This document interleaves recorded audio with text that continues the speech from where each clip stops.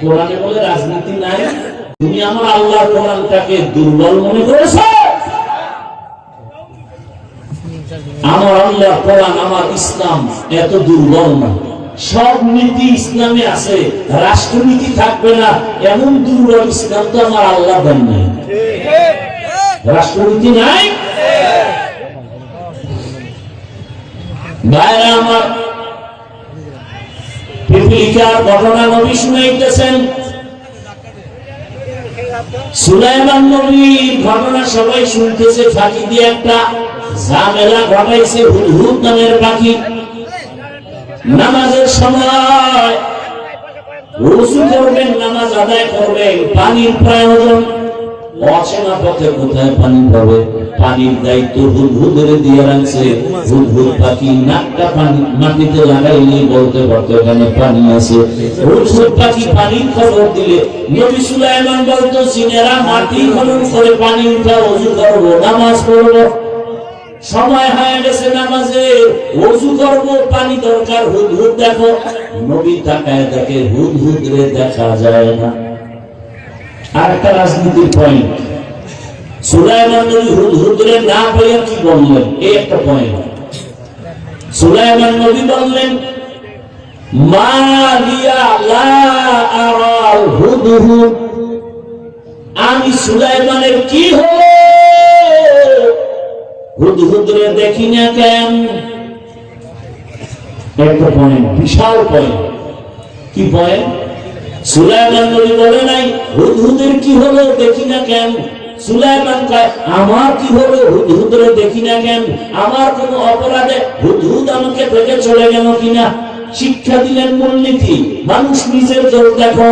আমি হাফিজুর রহমানের কি দোষ হলো যে আমার সন্তানের শান্তি নাই? আমার কোন অন্যায় হয়ে গেল যে আমার ঘরে অশান্তি? আমি হাফিজুর রহমানের কি হয়ে গেল? কোন গুনার কারণে আমার সমাজে অশান্তি, আমার রাষ্ট্রের মধ্যে অশান্তি?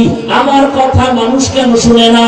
আমার ইমাম, আমি ইমামের কি হলো যে মসজিদে মুসল্লি আসে না? সব এমপি, সব মন্ত্রী, সব ডাক্তার, প্রফেসর, সব এসপিডিসি যদি চিন্তা করত আমার কোন অপরাধের কারণে সমাজে অশান্তি, এই চিন্তা করে যদি নিজেকে মালামাত করত, নিজের সংশোধন করত, সোনার বাংলায় র্যাব আর্মির বেতের বাড়ি লাগতো না, পুরো দেশটা বেহেশতের বাগান হতো। এজন্যই শুরুতে বলেছি, ইসলাম যতদিনে জমিনে কায়েম হবে না, আল্লাহর কসম ততদিন পর্যন্ত জমিনে শান্তি আসবে না। ইসলাম হলো একমাত্র শান্তির ঠিকানা। তো একটা পিপিলিকার সম্পর্ক সুলাইমানের সাথে হওয়ার কারণে নবী বলেন, কিয়ামতের ময়দানে পিপিলিকা জান্নাতে যাবে। পিপিলিকা জান্নাতে গেলেও কি না গেলেও কি, তা যাবে কেন? আল্লাহ বুঝায় যে ভালোর সাথে থাকলে যে ভালো হওয়া যায়, এটা প্রমাণ দিতেছে। একটা গাভী জান্নাতে যাবে। আল্লাহর কাছে পিপিলিকার নাম কেমন? তার নামে সূরা নাযিল করেছে। সূরার নাম কি? পিপিলিকার নামে সূরা, গাভীটার নামে সূরা। নাম কি? সূরা বাকারা। গাভীটা এত দাম, কিয়ামতের ময়দানে রহমতের নবী বলেন গাভী জান্নাতে যাবে। এত দাম হলো কেন? গাভীটা আল্লাহ স্বর্ণ দিয়ে বানিয়েছে। মুসা নবীর সাথে সম্পর্কের কারণে দাম বেড়ে গেছে। দুনিয়াতে এক বড় বেঈমান আপনারা সবাই চিনেন, নাম হলো ফেরাউন। জানা থাকলে বলেন ওর স্ত্রীর নাম কি? আসিয়া। কি জাহান্নামী? এত বড় বেঈমানের ঘরে থেকে আসিয়া কত দামি হয়ে গেল। রহমতের নবী বলেন কিয়ামতের ময়দানে আসিয়ার সাথে আমি মুহাম্মদের বিবাহ হবে। কিয়ামতের কঠিন দিনে জান্নাতের একটা দরওয়াজা খুলে ফেরেশতারা 4 জন নারীকে ডাকবে, আসো, তোমাদের কোনো হিসাব নাই, তাড়াতাড়ি জান্নাতের যে কোনো দরজা দিয়ে ঢুকে যাও। কয়জন নারীকে ডাকবে? 4 জন। এর মধ্যে একজন হলো আসিয়া। অথচ ফেরাউনের ঘরে থাইকা এত ক্ষমতা, এত টাকা, সবকিছু লাথি মেরে আল্লাহকে আপন বানায় দিয়েছে। এত বড় বেঈমানের ঘরে আসিয়া আল্লাহরে পাইল কোন সূত্রে? একটা সূত্র লাগবে না? ওই ঘটনাগুলো কি পয়গম্বর মুসা নবীর ছোটবেলা লালন পালন করছে না? সৎসঙ্গে সর্বনাশ, অসৎ সঙ্গে সর্বনাশ। ভালোর সাথে সম্পর্ক, এই কারণে আসিয়াকে আল্লাহ পাক এত দামি বানায় দিলেন। কিয়ামতের ময়দানে চারজন নারীর মধ্যে আসিয়া হবে একজন, যাকে বিনা হিসাবে জান্নাতে ডাকা হবে। ও পর্দার আড়ালের আম্মা জানেরা, বোনেরা, এত বড় বেঈমান ফেরাউনের ঘরে আসিয়া আমার আল্লাহকে যদি আপন করে নিতে পারেন, আপনার স্বামী তো ফেরাউন না, ফেরাউনের ওই কাতারেই নাই, বরং কত স্বামী। আপনি মা যদি নামাজ আদায় করেন, স্বামী গর্ব করে যে আমি বেনামাজি হলো, আমার স্ত্রী বড় ভালো, 5 ওয়াক্ত নামাজ পড়ে। এরে আম্মা জানে কারণে আপনাদের এত সম্মান। আপনারা তো যদিও খাদিজা না, আয়েশা না, তবে তাদের মতোই তো নারী। এই যে স্টেজের মধ্যে 5-7টা সন্তানের মাথায় পাগড়ি দিলাম, এরা কোরআনের হাফেজ। একটা ছোট বাচ্চার তেলাওয়াত মুমিনের দিলটাকে আকৃষ্ট করে ফেলেছে। এত সুন্দর তেলাওয়াত আছে, খবর নিয়ে দেখেন এই হাফেজদের মা বাবার মতো ঈদের আনন্দে আর কেউ নাই।